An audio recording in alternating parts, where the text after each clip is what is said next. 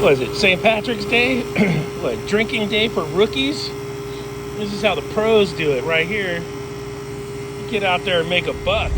You ever wondered if the air conditioner in the Vangina works good? Look at that, 46 degrees.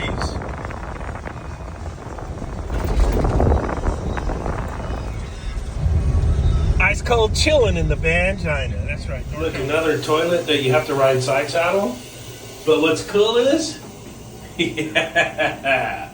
All right, let's check out. We're here at this walk-in box. All right, YouTubes.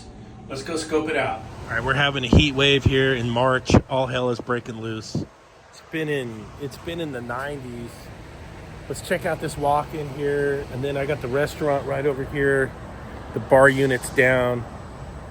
We'll check that after we're done here. It's almost 6 p.m. at night. I just got another call, but hey, reefer life. This is how it goes.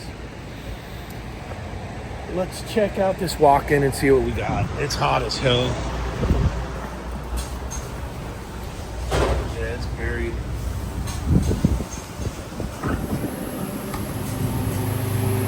It's either that's the sound of low on charge or high head pressure.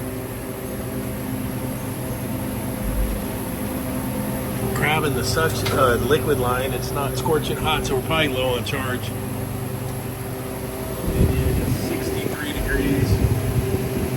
Let's get up on the roof. That is a low on charge sound. Let's put the bust on Tippins. Not too shabby, old Mr. T. Not too bad. All right. Get the gloves, we'll get the knee pads, the tool bag, and then the extension ladder, and we'll get on the roof. Let's do this. All right, we're low on charge on this one for sure. Let's get a little bit of gas. It doesn't hold a lot of gas. I wrote the charge on here back in the day, 3 pounds, 13 ounces. Doesn't take a lot of gas, but let's get some 448, get this thing cooling again. It's probably gonna be the evaporator. Those freaking bone evaporators just don't last. I'm gonna keep my mouth shut. It's just terrible. If I have to change that one out again, I either got to go Russell or Trenton. We'll see. Okay, so it was low on charge. I gave it a little bit of gas. It's back to cooling. So here's how I do these ones if you guys are curious. It's not a gas and go. What I do is, man, it's 6 o'clock at night. I get this thing gassed up to save the product in the box.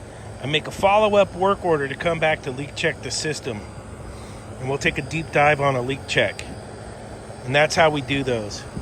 Now I'm going to go right over here. Oh yeah, this building here on the other side. We'll be down in the basement. They got a bar unit that's not cooling. We're going to go there next. And then I got another guy that just called. But that's how I run these triages like this. Yeah, look at our suction pressure now, 71. It's got a load on it. We know the box was 63 degrees. It's probably going to be the coil leaking again. Definitely not. If I can fix it, I'll patch it. If not, I'm not putting a bone coil back in. We'll switch to something else. Probably go Russell, because my wholesaler he can bring Russell in. We'll get him a Russell.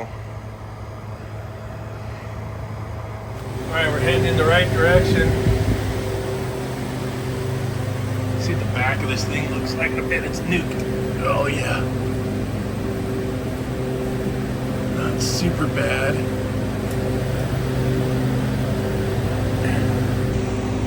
I got me a leaker. Ooh, that looks oily up there. Look at that. Yeah, come in.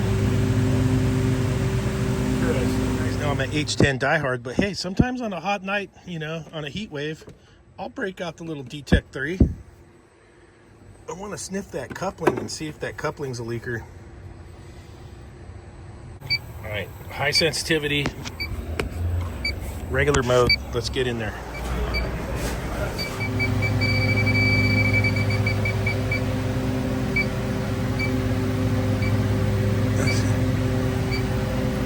Not right there.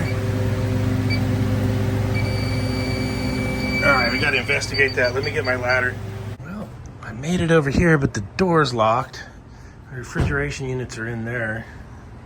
And then back there, so waiting for someone to bring a key. That's how it goes.